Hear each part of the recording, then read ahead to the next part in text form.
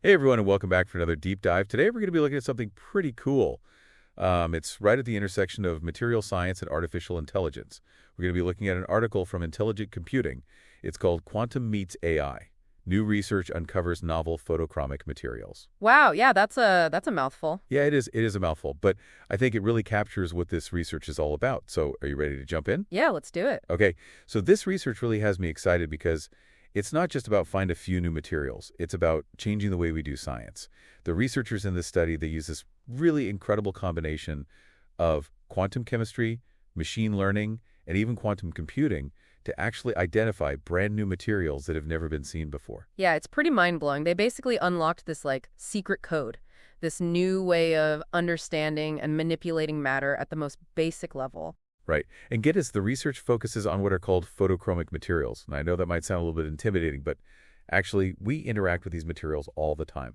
Think about those transition lenses that get darker in sunlight. Oh, yeah, those are so cool. Right. Those are photochromic materials in action. So we'll definitely get into the detail of how those work a little bit later. But what I find so fascinating is that this method that they use to find these new materials, it could totally revolutionize the way that we discover new materials in all kinds of fields, not just photochromic materials. Yeah, absolutely. The implications go way beyond just this one study. It's like opening a door to this whole new world of possibilities. Exactly. Okay, so let's try to break this down a bit. What exactly did these researchers do that's so groundbreaking? Okay, so they focused on a specific type of photochromic molecule. They're called diarylethene derivatives. And these molecules are super interesting because they can actually change color when they're exposed to light.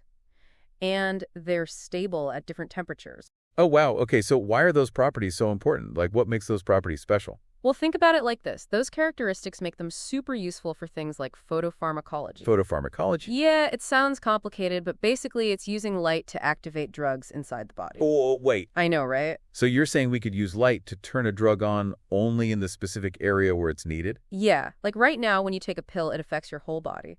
But with photopharmacology, you could use light to target the drug only to the area where it's needed. That's incredible. So these molecules are kind of like these tiny little light-activated switches that could totally revolutionize medicine. Exactly. And the really cool thing is that the researchers were actually able to identify 5 new diarylethene derivatives. And these 5 new derivatives have the exact properties we need for photopharmacology. 5 brand new molecules just like that. That's unbelievable. But how on earth did they do it? I mean, we're talking about molecules here. These are like impossibly tiny things. How do you even begin to search for no ones? Yeah, it's a great question. And that's where this really powerful combination of quantum chemistry, machine learning, and quantum computing comes in. They started by using quantum chemistry to analyze the properties of just a small set of these molecules, kind of like laying the foundation. Okay, so they started small, like a small sample size. Then what? Well, then they took that data and they used it to train a machine learning model. This is where it gets really cool because this allows them to predict the properties of thousands of other similar molecules.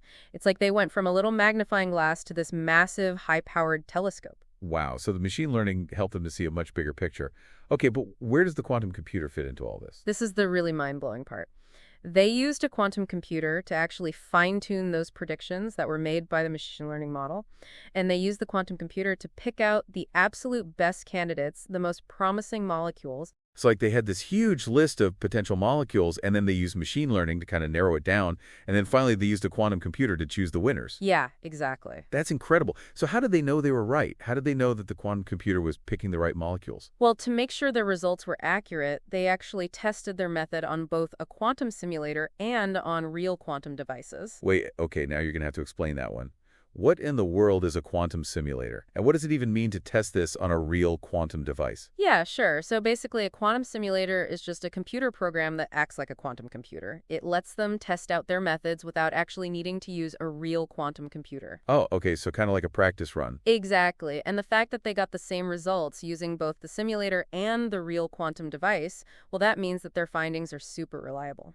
Okay, so we can be confident that these 5 new diarylethene derivatives are the real deal. Yeah, definitely. This is just incredible. And I know we've only just scratched the surface here. Before we dive into like the bigger implications of this research, I think we need to back up a little bit and talk more about what photochromic materials actually are and how they work. Yeah, definitely. I think I have a great idea. Understanding the basics will make this whole thing even more amazing. Exactly. Okay, so are you ready to deep dive into the science of photochromic materials? Absolutely, let's do it. Okay, great. So photochromic materials, let's unpack these a little bit. Yeah, let's get into like the nuts and bolts. What makes these things tick?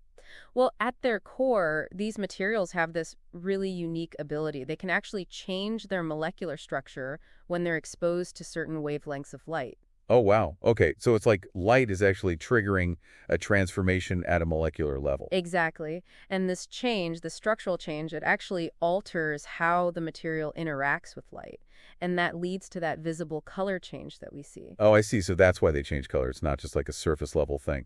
Right. It's happening at the molecular level. It's kind of like a chameleon, like a molecular chameleon that's adapting to its environment. That's a great analogy. So you mentioned earlier that the researchers were focusing on these diarylethene derivatives.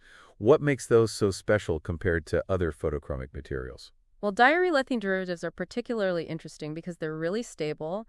They have excellent thermal stability along with their photochromic properties. Yeah, so you're saying they don't fall apart easily even when the temperature changes. Exactly. And that makes them perfect for applications where you need something super reliable and durable, like those targeted drug delivery systems we were talking about earlier. Right. Okay, so they're tough and they can adapt. But how does all of this connect to the bigger picture of material science? Well, I think this research shows us that we're seeing a real paradigm shift in how we discover new materials. Traditionally, finding new materials with specific properties, that was a super slow and tedious process.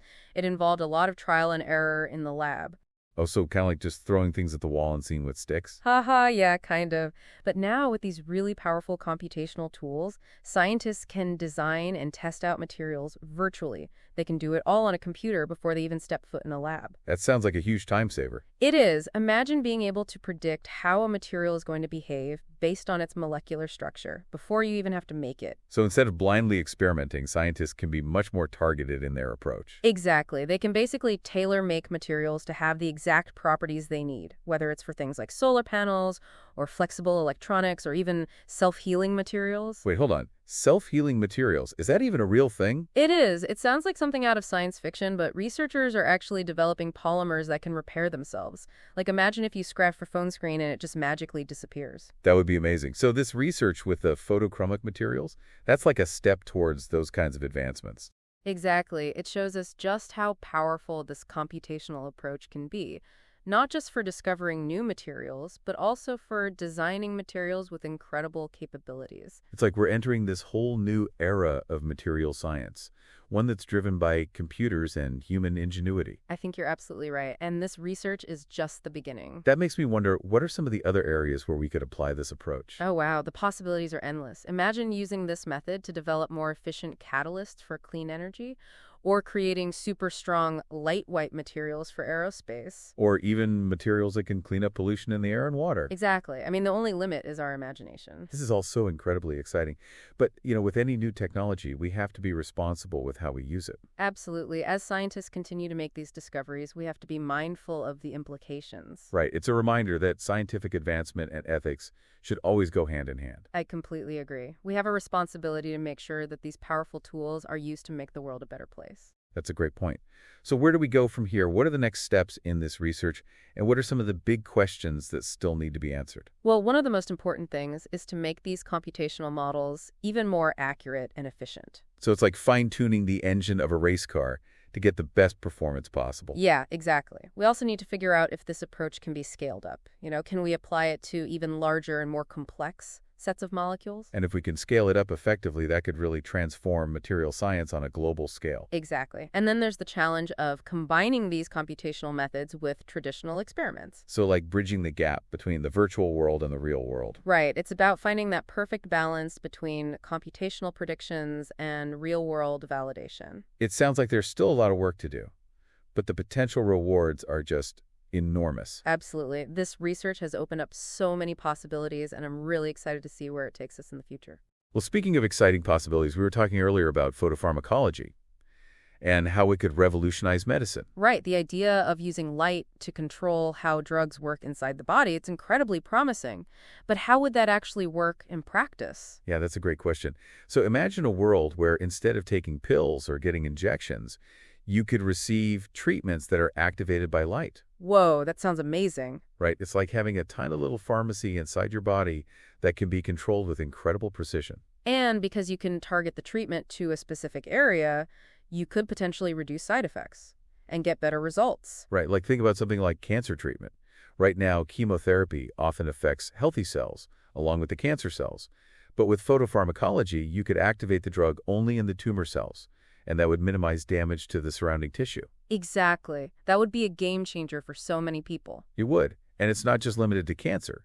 Photopharmacology could be used for all sorts of conditions. Yeah, autoimmune disorders, pain management, all kinds of things. So we're really talking about a fundamental change in how we approach healthcare. I think so. It's a really fascinating field with enormous potential. I'm curious, though, are there any challenges or limitations to this approach? Sure, there are always challenges with any new technology. One of the biggest hurdles is making sure that the light used to activate the drug can actually penetrate deep enough into the body. It has to reach its target. So it's about delivering the light to the right place. Exactly. Researchers are looking at a bunch of different techniques, things like using implantable devices or fiber optics to deliver the light with a lot of precision. It sounds like there's still a lot of research and development to be done, but the possibilities are pretty remarkable. Absolutely. Photopharmacology is a really bold and innovative approach to medicine. It'll be fascinating to see how it evolves. So beyond medicine, are there any other potential applications for these photochromic materials? Oh, definitely. They're incredibly versatile because they respond to light.